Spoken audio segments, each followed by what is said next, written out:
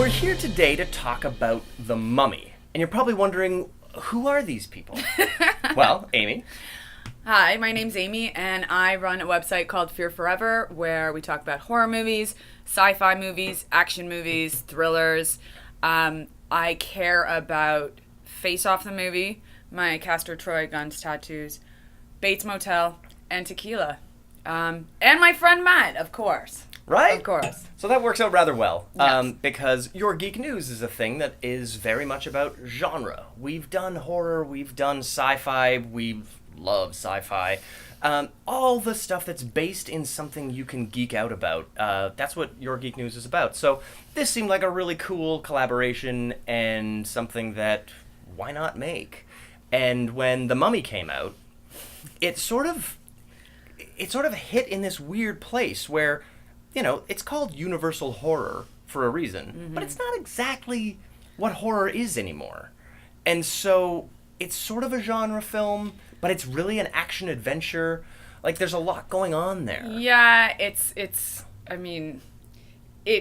pulls from a lot of different things, which some people find was problematic because it didn't want to sit comfortably anywhere. Yes. I'm fine with things not sitting comfortably anywhere, to be honest. I kind of like that chaos when it comes to films. I like not being able to just, like, blink, just drop it in a box.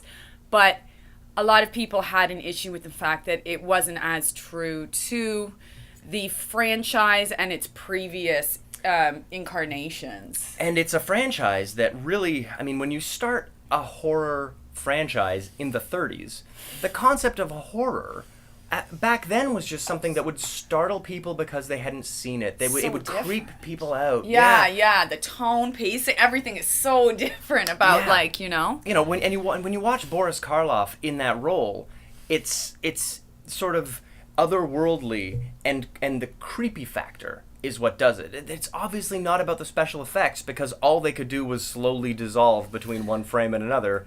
That's only so interesting by today's standards, but at the time, I mean, there's a reason the 1959 and 1932 Mummy movies have considerably better ratings on IMDb and Rotten Tomatoes, and it's because they're stronger at the time than The Mummy is now. And I think that, too, what's cool is that, I mean, like we're saying, I mean, the difference between film and society and everything between the 30s and now, the fact that this is a story that still holds clout and carries weight all the way into now is like a testament to the universal horror and universal monsters world, and this fact that, you know, people are saying, well, nobody, you know, who's going to care about that at this point? That's an old movie. It ain't that old, and the fact of the matter is that these tropes and these storylines have been, you know, like, dropped in all over throughout the whole history of film. So, and if they're properly updated for the audience, and by that I don't mean brought into 2017, because The Mummy, and The Mummy are all films that take place in either the late 1800s or early 1900s. They are period pieces. Yeah. And I think that is some of the charm that is lost in Tom Cruise's new version. That's the thing, you know, and even, you know, the Brendan, it didn't even have the Brendan Fraser charm. Now, that one had its own, like, really kind of sweet, funny, kind action of goofy comedy charm. It was an action comedy, and it was a very good action comedy. It was, and this one lacked that. Now, that being said, you know, we had spoken about this. I was thoroughly entertained by this movie. I thought it was super fun. Now, fun does not a good movie make, and the parts of this film did not sort of equal the sum. The sum was fun. The parts, I think ultimately you can be entertained by a movie that's not good. Yes. I found Fan Four Stick an entertaining movie to look at because it was such a garbage fire. Like, it was every scene to scene, as wigs were, like, not matching hair. Like, it is hilarious and fun and weird to watch Fan Four Stick. The Mummy is just, you see its reach exceeding its grasp constantly, and it's like trying to do something really cool, because not only is it trying to hold the mantle of the name The Mummy. There are 3 really great movies in their own way. It's a lot to live up to right there. You know, that's a hard that's a hard like thing you're having to reach up to, just starting with the name. And it's amazing that Summers did such a great job with the first and arguably the second Mummy movie. The third one he didn't make, and it's sort of a disaster. There's a reason there isn't a fourth in that series. But on top of the fact that Cruise's Mummy movie is like radically changing things, a female mummy I can totally get behind. Totally. That's pretty cool. I actually really adored her. I thought Yeah. she was great. She was the most believable character I found, whose situation was the most believable. Yeah. She also, I think, was the only female I remembered in the film. I completely forgot Annabelle Wallis was in it, even while I was watching it. Yeah, I did until right now when you mentioned it. Yeah. I remember watching it, and then I become, who's the, oh, her, oh yeah. Right, there's that other one in there's it. that other one. Oh, and they both like him? Right. Because everyone's got to fight over Tom Cruise. Of course. That was probably like somewhere a rider in his contract. Yeah. And the interesting thing about The Mummy, the new one, the 2017 one, is that this movie didn't originally have Tom Cruise attached to it. Because, who was attached? well, nobody. It was just a thing where Universal was like, that whole Van Helsing thing didn't work out, but it was a good shot at trying to bring everything together. And honestly, I rewatched Van Helsing, and it is way more entertaining than The Mummy. Really? Yeah, it's great. Ah. Well, great's probably the wrong word. It's way better. The bar was lowered by The Mummy. That it made this better. But they then went on to do Dracula Untold, which was another attempt to like modernize and bring into today a movie that could be a series, that could be a franchise, because they are sitting on a bunch of characters that are technically public domain, but they're the guys that do it. Yeah. And Dracula Untold really underperformed as well. And so some people were blaming the star of Dracula Untold, not for his skill, because he's great, but for his star power. So what do? You hire the biggest star in the world. But unfortunately, his star has been fading for years. And when he stepped into the project, apparently, Tom Cruise made a bunch of changes. Yeah, this is what we learned after the fact, right? And they were saying that they think the biggest problem with the film wasn't casting him, was allowing him to run the show. Yeah, and when you have a director who has only ever done like one small like drama that is really, Kurtzman is mostly just known for his writing, but when the biggest cheese on set is the actor, there's a good chance he's gonna steamroll that director, and that's 100%. That's how you make a corporate film. You make sure that the studio control has the highest power. And sometimes you've got someone like Kevin Feige in charge. And it's a guy with vision or a girl with vision who's able to really point things in the right direction, bring on artists, and let those artists do their job. Yeah, I just think that, again, when you have someone who's more used to being on the like writing side, and then you have someone like Cruise, who's just such a big personality and who has such a portfolio. Yeah, he produces everything he makes now. Absolutely, yeah, and I mean, he's not wrong, but it wasn't right. Yeah. Do you know what I mean? Yeah, he wasn't the right fit for this movie. It wasn't. Yeah, but it wasn't totally wrong. But it definitely wasn't right. That's the thing. And it's complicated. For something that's such a simple, sort of silly movie, I find it's quite tricky when I try to think about weighing it out and sort of putting it out into a critique sort of sense. Yeah, it's one of those things where there's just so much happening in this film. Way too much happening. Way too much. I mean, it's a modern, scrappy treasure hunter story that also has a supernatural, like, haunting story, but then it also has Russell Crowe is now Nick Fury of S.H.I.E.L.D., and that whole for thing. some insane reason, S.H.I.E.L.D. has decided that they want to have the craziest, most unstable possible person in charge of it. What was that? That whole thing was really weird, man. If you want to have Dr. Jekyll be in charge of some kind of important, business that's going to bring it all together, that's pretty cool. It's certainly smarter and more long-term than what they did in Van Helsing with Dr. Jekyll. But you don't have to fire the gun that you show in the first act all the time. That's the thing. They blew their load too quick. Yeah, if they just said, "Hey, I'm Dr. Jekyll," and step back, we didn't need to meet Mr. Hyde in this film. Yeah, they really I feel like they just really they blew their load in every respect in this film too quickly. It was just like premature ejaculation all over every single character that if they had just chilled out and given it a little time, you don't got to throw everything at the wall and see what sticks. You got to give it some time to digest and move and grow. And more character beats that allow people to fall in love with these characters. There's a reason that Iron Man and Thor and Captain America the First Avenger each succeeded as films. And that's because their main goal, it seemed,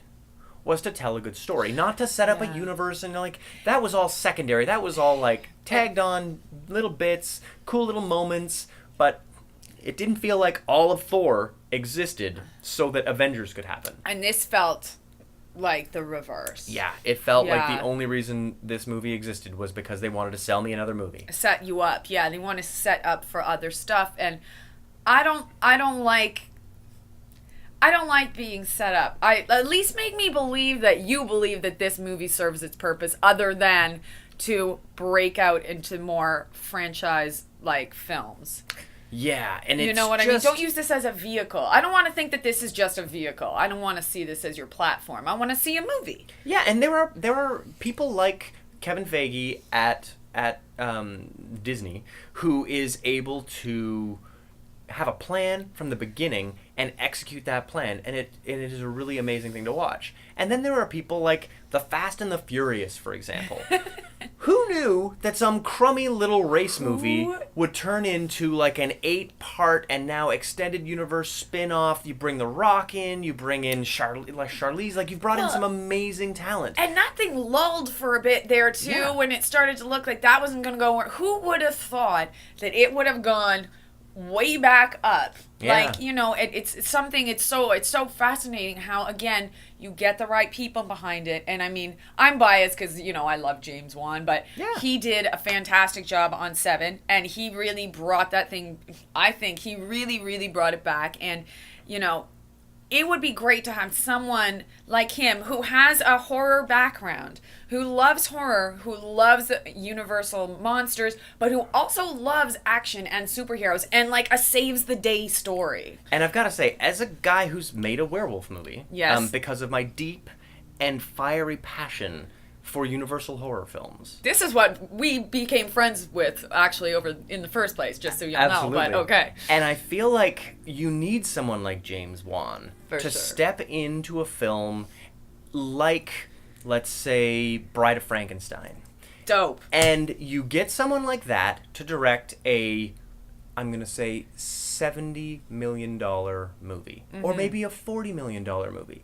Right now, there's a sad lack of mid-level films. Yeah. This movie did not need to be basically $200 million. It was, and to be honest, it didn't. A lot of the time, to me, I was going that zombie water scene. Now I saw that better in the Giallo films, and actually in Zombie, nobody will ever top that underwater zombie moment. But at times, I was looking at this going, "Is this a $70 million film?" Because it doesn't look like it. There's a reason that movies like The Purge, Get Out, that lower budgeted, higher concept, smartly made horror films do really well. Yeah. And I feel like, we're talking about a 2017 movie starring Tom Cruise that is going to cost $200 million to make, and it made less than $80 million in its domestic region. It made $300 million abroad, but that money doesn't go directly to the studio. That gets divvied up through distributors. This movie's going to be a write-down. If it breaks even, it'll be a miracle. And I feel like if you make a movie for $20, $30, $40 million, you have a way better chance of that really well-made horror film hitting its market. Now, so you are much more versed in, as far as, first of all, directing than I am, but also in, franchise movies like this. So what does that mean for future? If this for is the the Dark launch universe? point, if this Yeah. is the launch pad for the other things like, Bride of Frankenstein, talking about, or like a Wolfman sort of thing, what does that sort of set up? Well, there's kind of two things you can do. You take a look at something like Green Lantern. That was such a financial disaster that it didn't get to be the launching pad that DC and Warner Brothers wanted it to be. Wait, who was Green Lantern again? That was Ryan Reynolds. Oh, and it's Yeah. funny it didn't work for him. He 'cause has found his footing. He's not right for that. He's No, perfect for no, Deadpool. he is, He's not yes, right. yes. You need like John Hamm. You need like a 1960s very classic. Yeah, kinda, that's who okay. Hal Jordan is. Or you do a Kyle Rayner story, but I digress. I feel like the best thing to do with a film like this, they have to do what Man of Steel did. And Man of Steel, I think, is a garbage film. But what they did with Man of Steel was they parlayed it into something that maybe was better. Did you just piss off a couple people by saying that? Oh, for sure. For sure. Because, honestly, Dawn of Justice is also a garbage film. But it was a garbage film that made marginally more money than Man of Steel did. And it did it because you put Batman in there. Yeah. And, unfortunately, it was the first time Batman hadn't made $1 billion in a long time. Yeah. So that vouches for what a crap movie it was. But they just beat this horse, and they forced it to be an extended universe, and then Wonder Woman happened. And now they're safe. Now they're good. Now they're taken care of because they have Wonder Woman. And they're going into Justice League that has like a peppering of Joss Whedon and a salting of Zack Snyder and a big old tub of the studio telling you what to do. And so I think they might be okay now. They've basically just shocked the frigging thing with the paddles enough times. It's a lot of work on this horse, man. It's a lot of work on this horse. And I feel like The Mummy is sort of a Man of Steel. It's not like a wicked, crazy loss like Green Lantern was. Right. But it's not a crazy success. It's a boring story. Yeah, really. and I'm just wondering really like what their expectations were, and I'm 100% sure it was not this. Oh, they were expecting You that know. Wonder Woman would sort of do okay, and then The Yeah. Mummy would trounce everything. But Exactly. Wonder Woman beat the crap out of The Mummy Yeah. week after week after week. And I remember you and I was talking about this after we saw it. You're like, had they not just written off Wonder Woman right away, if they had, say, started with something like Bride of Frankenstein, maybe Yeah. we wouldn't be in such the fucking shitstorm that we're in. Or if they had done something like The Invisible Man. Yeah, or dude. Creature from the Black Lagoon. Yes, okay, that was my favorite. That was, okay, in The Mummy, I have to say, when he went through the laboratory and I saw that hand, I was like, ah! So it was really good. The one thing that they did, they didn't ignore their roots 100%. They did throw every new idea they could at the wall. It was just like a bunch of ADHD kids wrote this at one point that just were like, I want to do this and this and this and this and this and this, and someone went, okay, let's see what happens. But they did have some really nice sort of nudge, wink, wink, like kind of like tribute moments to people like us that just reminded us like, okay, there is someone behind this that sort of has an idea. And the subtlety, the That's moments the that thing, there was a light touch applied. Yeah. like the vampire skulls. Yeah. Those things are cool and fun, and they make me interested in what else. It asks a question. If you allow me to ask a question, I'm going to be really interested. Yeah. If you just keep spoon feeding me exposition I'm not asking for, Yeah, you're going to needless just bore the crap out of me. So a lot of needless exposition in this one, I Yeah. will say. I mean, some people say they go to the movies to not think. You would be surprised if you just spoon feed them everything. They'll go, well, that was fucking boring. Because they don't realize you do want to think a little bit. Yeah. And for someone like me and someone like you who really like loves these worlds and loves just film worlds and story worlds in general, I want to think and I want to kind of let myself fill in the blanks because it also makes for it's such a more interesting story. We each get our own sort of take on it. And instead of them telling me exactly what I thought and exactly who did what when and who said what, the other thing is don't tell me so much, show me a little bit more. I felt there was too much telling and not enough Puffy showing. Russell Crowe did far too much telling everyone what was going on. Yeah. I think Puffy Russell Crowe really needed to be on screen way less. He was on screen way too early. Yeah. And he was on screen for way too much of the film. Way too much. And I'm a bit concerned about, his substance abuse or something. He doesn't look like whether well, it's food and I don't or think alcohol. it was. I don't know. I don't think it was makeup for the film. When I remember there was a No. thing where they showed his hand, and I was like, "Damn, That could just be his hand. Yeah, that's just his hand." Like, yeah. And I think they're doing a thing in this dark universe that I think is problematic, and it is relying almost exclusively on kind of old and uninteresting actors. Exactly. Johnny Depp used to be crazy interesting. Super. He is not. No, anymore. I mean, this new Pirates of the Caribbean one. I mean, I don't.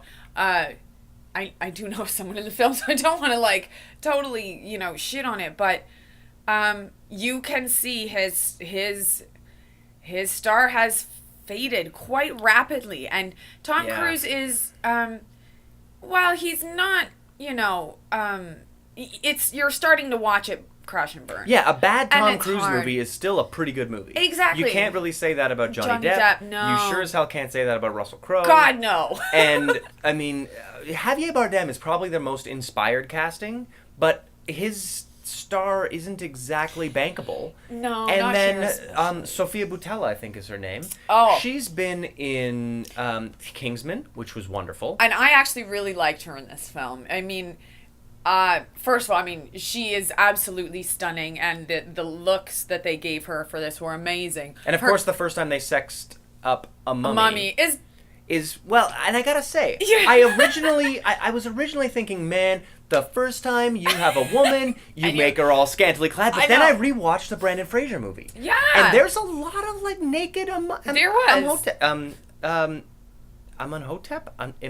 Oh, I can't remember his name now. I am not. Imhotep. Okay. Imhotep is like topless and shiny and like glistening yeah. pretty frequently. So, I mean, it's in the last 20 years, we've had a decent amount of naked mummies of both both sexes. I remember we had that conversation. I mean, I really liked how sort of, she was a bit of the puppet master in this at the very end of the day. I did think that the whole thing of her, and Annabelle Wallis, who I always forget is in the film, both wanting Tom Cruise, got about, Jesus Christ, are you serious? It's a bit too much. I mean, like, even his hair dye job made me a bit uncomfortable. It looked kind of Saturday Night Live sometimes because it seemed so out of place. Yeah.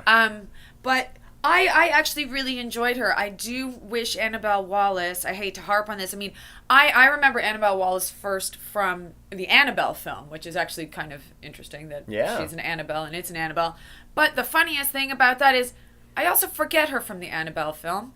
And then we saw her in this. And while I was watching her, I kept going, oh, wait, who's that? Oh, right.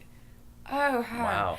And she's like a Doctor Who villain. And you just forget about. And it's not, that is unfortunate. And I don't know if that is partly to blame on writing, directing, and acting. I mean, she's underused in the film. Definitely she's underused. One of the more interesting characters. Sure. But they don't really characterize her in a way that makes it That's the compelling. problem. And they gave the friend, the one that turned into the mummy on the plane. The guy from The New Girl. Yeah. They gave him some characterization, and they gave him a little bit of life. Well, the problem is they gave him the characterization that the best friend has in An American Werewolf in London, and we've already seen that movie. Yeah. So it's like... I felt like they gave him his character life, and then they killed him. But they gave his character some life and some soul and some moments, and I don't feel that she got those. Yeah, and I don't know that Annabelle could carry the comedy. I don't. Of No. that, Oh God, but, no. Characterization, I would have paid a lot for. I would have liked to see a bit more. I mean, the first two Mummy movies. I shouldn't say the first two Mummy movies. The first two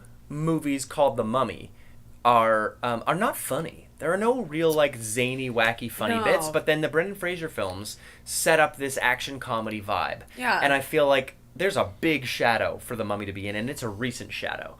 And so if they had done The Creature from the Black Lagoon, if they had done... I mean, we get a vampire movie every 6 weeks, but if they had done... And I gotta say, Joe Johnston's Wolfman movie, I think, is a revelation. It's brilliant and lovely and incredible. Benicio del Toro is not the right person to play that character. Who would you have had? I would have put John Hamm. I don't know why I keep saying John Hamm, But I feel like he sort of gives me the everyman that Lon Chaney Jr. had in the first Wolfman film, and I didn't buy the familial relationship between Anthony Hopkins and Benicio del Toro. It's like the really Spanish guy and the really British guy. Yeah. Unless you're like, behold your mother Esmeralda. I'm just like, I'm not going to see how two people made that. But I thought everything about Joe Johnston's film, other than the casting, was transcendent. It's such a good movie. And I'm saddened that that one didn't make more money and that didn't jumpstart a dark universe. Yeah. I mean, now that I'm thinking about it, I have a Vincent D'Onofrio. Oh. I think I've got a thing for Vincent D'Onofrio. He is such an amazing actor. One of my favorite. He's so intense, and he can transform into anybody, and he is definitely, I think, someone that could have pulled off that role. Yeah. Oh, he would have been a good Wolfman. He would have been a great Wolfman. Matt, do we need to make a Wolfman movie? Well, the great thing is, werewolves, vampires, Frankenstein, as long as it doesn't have like the bolts, yeah. All of these things are in the public domain. Yeah. Certainly, mummies are. All of these things are in the public domain. It's just certain elements of the character design that aren't. And I actually am in the middle of writing a monster movie that I think I can do on a crazy low indie budget. And just build a new monster. Build an interesting new monster. Because I feel like the Dark Universe is going to trudge forward like an undead creature. They're not going to stop. Yeah. Universal takes a look across the park at that sweet, sweet bank that Disney's making with the Marvel stuff. Exactly. And what even Transformers is going to be going with this like Bumblebee spin-off movie. And, that's a series that's been very mishandled. But they're trying to make as much money as possible. And Universal wants to do that too. And it'll be interesting to see when and if they succeed. And I feel like the way they'll succeed is by putting less money into the movie and making something truly horror. Yeah. Because if you're going to call it the Dark Universe, you got to get dark. You've got to do, even if it's just like a Tim Burton Twisted. Yeah. You've got to do a classic 80s, 90s Tim Burton Twisted. Yeah. You've got to build a dark universe. I would like to see, to be honest, something that, just me, maybe it's the mood I'm in, but I would like to see something a little bit more Cronenberg. Yes, body horror. Yes. Something really... I love me a good body horror, let me tell you, but I would love to see something a little bit more out there as opposed to something that's comfortable. Body horror is... David Cronenberg is one of the most uncomfortable filmmakers, which is what makes him so prolific. And if you're Carpenter, absolutely, that's where they need to go. I would love to go back to stuff like that. Yeah, I think that's where the Dark Universe needs to go if it wants to be truly a dark universe. Otherwise, it'll just continue to be like the not quite funny enough to be an action comedy, not quite scary enough to be an action horror. It's just an action movie. Yeah. And we get a lot of those. Yeah. So Universal, if you want to be special, you need to plumb the depths of not just your IP, but the depths of your legacy and the mood and the feel of that IP. You gotta remember your roots. Your roots have a lot of weight. They hold a lot of like clout, and beyond I feel like just sight gags. Yeah, that's what I mean. And I feel like sometimes they aren't. They're selling themselves short on that right now. They have to remember that at the very end of the day, even with all the different types of horror and stuff we have, at the very end of the day, those can all be traced back. Every type of horror and every type of even superhero story, that can all be traced back to their original universe and characters. And they do best when they appreciate their roots. Look at Spider. I don't know if you've seen Spider-Man: Homecoming, but I have not yet. It more than anything just goes right back to the character's roots. And I think if you're trying to trudge forward with an old property, you must stick true to what made that work.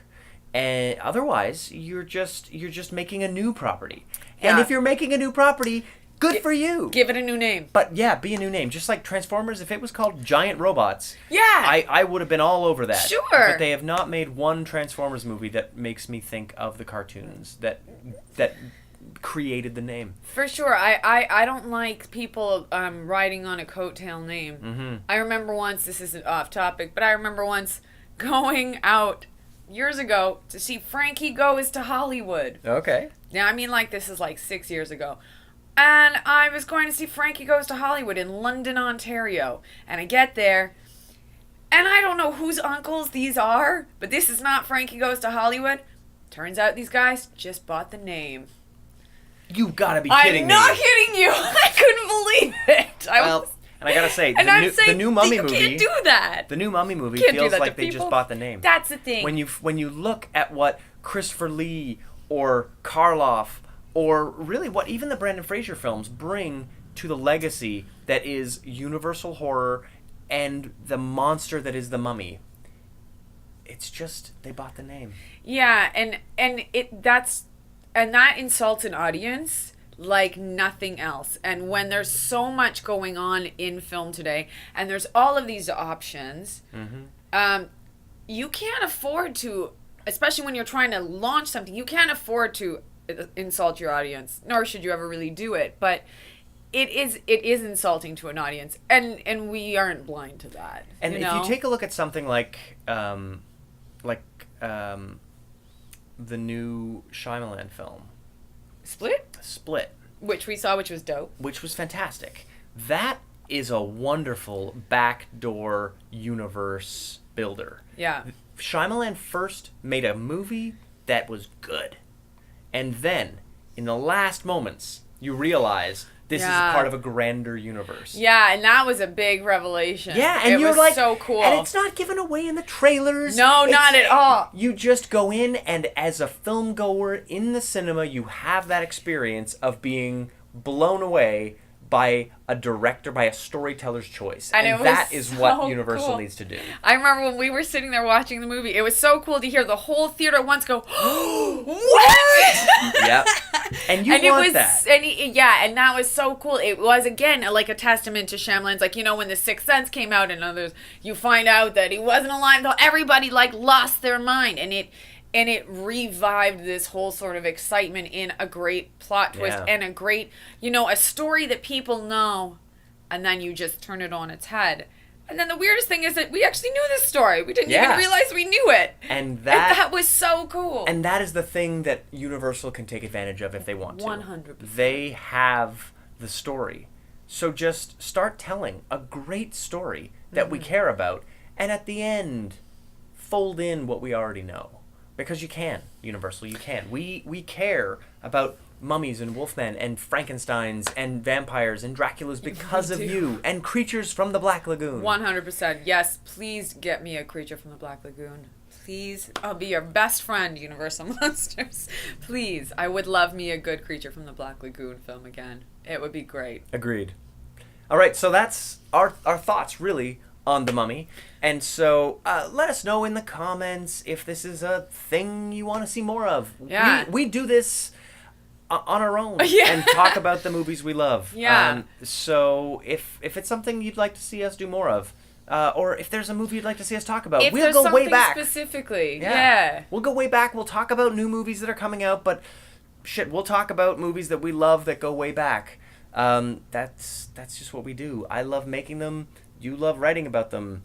So talking about them is pretty natural. Yeah. So thanks for tuning in, guys. Cheers. And we'll see you later. Up top. Boom.